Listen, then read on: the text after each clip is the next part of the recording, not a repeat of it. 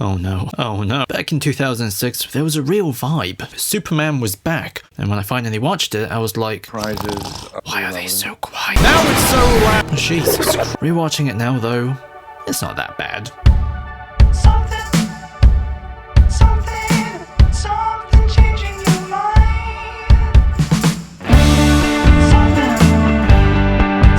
The thing that really gripped me was the sense of restraint and casual artfulness, where something as simple as Clark landing back on Earth had me immediately hooked, and it didn't have any sort of loud Hans Zimmer-like bongs or a massive CGI liquid sugar explosion. Instead, the impact of the moment came from the power of small details.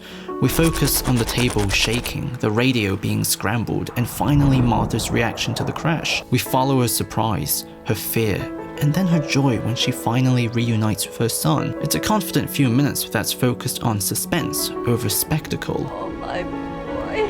And that's Superman Returns in a nutshell. It's a simple, melancholic story about lost time, which is also kind of ironic because it's also extremely nostalgic and it's supposed to be a sequel to Superman 2. But Kate Bosworth is like 22 here, so if 5 years passed, then Superman would have gotten her pregnant at 17, running at 2.5 hours. It should also be noted that Superman never ever throws a single punch in it, which back in the day was super disappointing, but in a post-Man of Steel world, where that itch has not only been scratched but is practically a wound now, there's something quite powerful about seeing a Superman big-budget movie where he strictly uses his powers to protect people, and when he's brutalized, his great action isn't any sort of retribution or anything, but him just stopping the evildoers' plans while they all get their own comeuppance anyways. What matters in Superman Returns are instead these small details in both filmmaking and themes.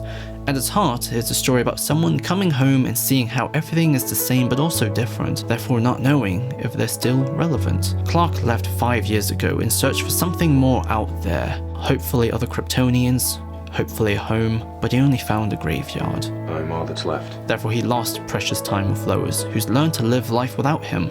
She even won a Pulitzer for a copium article about how exactly the world doesn't need him. The world doesn't need a savior.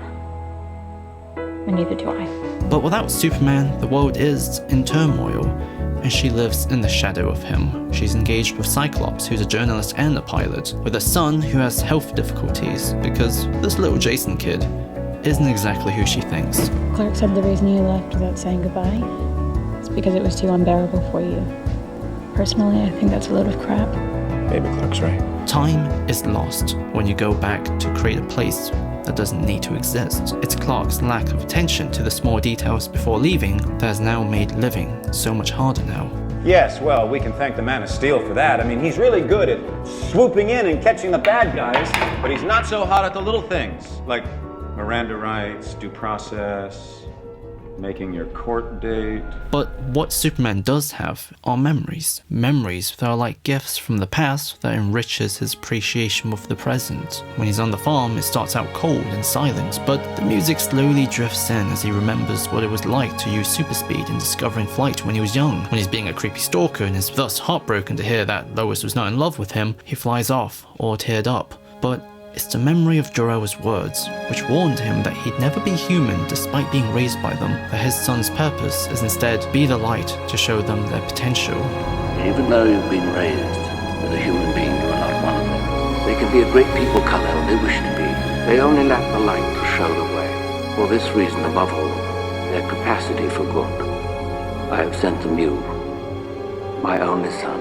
And as a result, Clark is able to quite literally rise above his feelings. He sits in space, in peace, and after a moment of listening, he goes to help those in need. From a simple deli robbery proves there's really no fate too big or too small. In fact, Jor-El's words is what opens the film, which proclaims quite literally, You will make my strength your own. You will see my life through your eyes. enacting the wisdom of Jor-El is what allows him to live again through his son.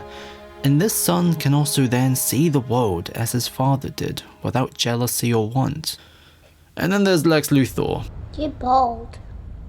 Lex Luthor is an angry, bold man who's all about stealing time. He's able to take an old lady's fortune by showing her the life she's missed. He hates Superman not just because he took 5 years from his life, but more specifically because Lex can't make a profit from his power. I don't want to be a god. I just want to bring fire to the people. And I want my cut. but he can steal and profit from Jor-El's crystals, his wisdom, by creating his own America with them. It's a bonkers plan that doesn't really make any sense, and arguing about it, he becomes a meme. There's also this really creepy bit where he pays special attention to little Jason. Lex is both an opposite mirror for Superman and also symbolizes punishment for Superman's neglect, in the sense that unlike Superman, Lex hasn't risen above his jealousy or wants. Where Superman visits Lois to apologize and he shares his powers with her so she can see the world as he does, Lex puts his own people in danger and forces everyone to live in his world, which ironically resembles Krypton, the very place Clark left to find. Superman then gets beaten up in a scene that was so disturbing to little kid me that I actually got cold sweats revisiting it. They drown him, they kick him, they shank him. Even Lex's people are like, what the hell have we done? And actually, it's a lot more tame than I remember, to be honest. Superman throws the island into space, but then falls once again, like in the beginning. Time is something that can be cruel in Superman Returns. Characters who don't pay attention to the details are punished, but also, time isn't indifferent. It rewards those who spend and share it with people. Superman got over his pain by saving people, including Parker Posey, who then takes away the crystals from Lex, dooming him to cannibalism and then eventual starvation. Superman saves Cyclops, who then doesn't see him as a rival anymore. You don't have to be here. And as much as Clark was scared of being alone, he's rewarded with a son in the end. And this is where Jason comes in. Jason is Superman's son. Without any previous meeting, Clark and him have a very immediate connection. When Jason has to save his 22-year-old mummy, he kills a dude with a piano, and it's the news of his existence that Superman's heart begins to move again. And the film closes with Superman visiting his son. Without the crystals now, Superman himself is the only record of all the knowledge from the past, and he gives it to his son, repeating the same words Jor-El gave him, the same words which help guide Clark, that told him that everything will be okay when he feels alone and heartbroken. Sometimes you will feel like an outcast, but you'll never be alone. You will make my strength your own. You will see my life through your eyes, as your life will be seen through mine. Clark, the universe is a big place. And you don't know who's out there. And even if you are the last, you're not alone. Oh no.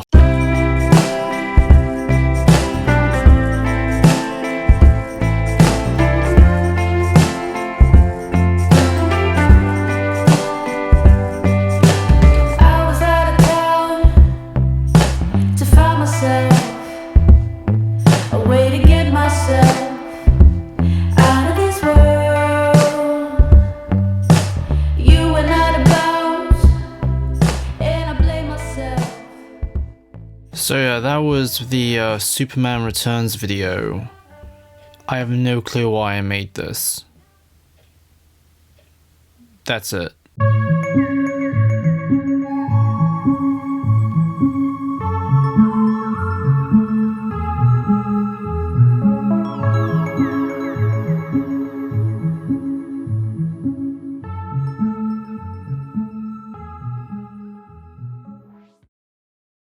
You're a real nice girl and I like you a lot, but for right now, shut up.